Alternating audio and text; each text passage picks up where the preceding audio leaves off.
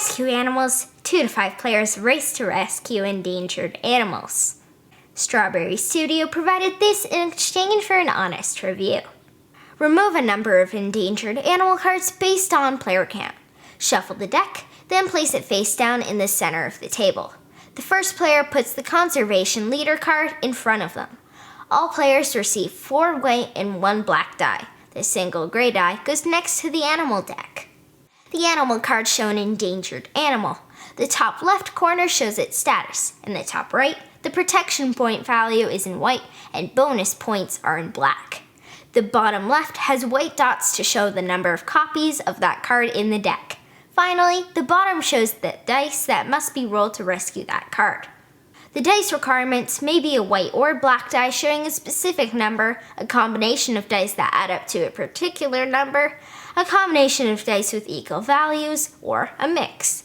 The more difficult and/or rare cards have trickier dice requirements. Each round, the first player flips up a number of animal cards from the deck based on player count.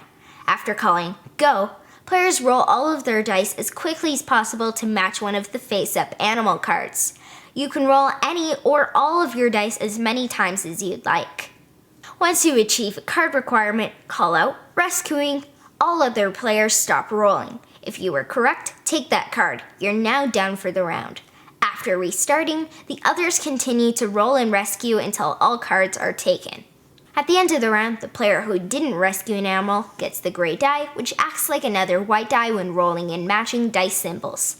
Pass the Conservation Leader card to the next player clockwise and begin a new round. Play until all the animals have been rescued. At the end of the game, score the number of protection points in white on each rescued animal card. Then score the bonus points in black for each pair of identical animal cards. The player with the gray die at the end of the game gets 2 points. The highest score wins. Flip animal cards, roll dice as quickly as possible, and rescue as many animals as you can. That's Rescue Animals. There's barely any reading in Rescue Animals, and math is simple endgame scoring. If you can roll and match the dice icons, you can play this. If parents remove the trickier combos, kids as young as 5 can join in. Short arms might need the central area a bit closer to them. Give yourself 25 minutes or so for your learning game. Once you're familiar with it, games will usually take around 15 minutes. You don't need a lot of space. Even 4 people can play on a large square or circular coffee table.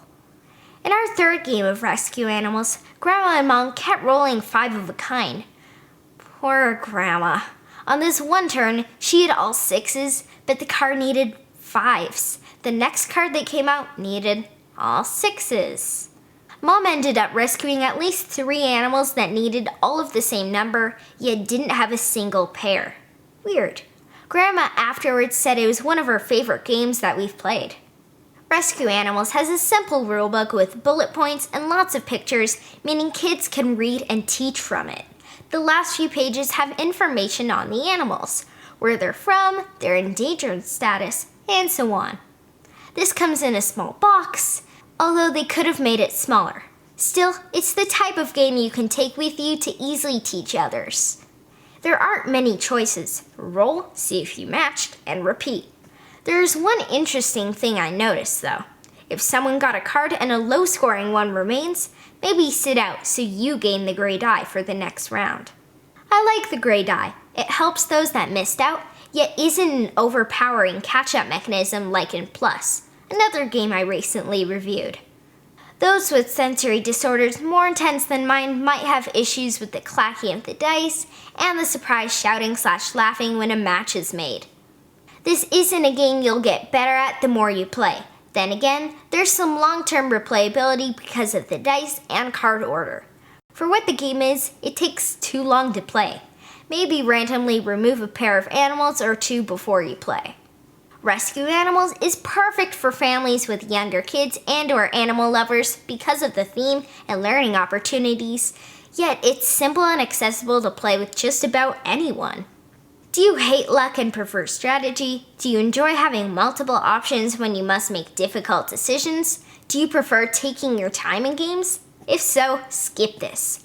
I'd also pass on it if you'll only ever play the 2-player game. The frenzy of rolling and matching is pretty fun, even if the game itself isn't great. I wouldn't suggest it, but I'd play it if someone else did.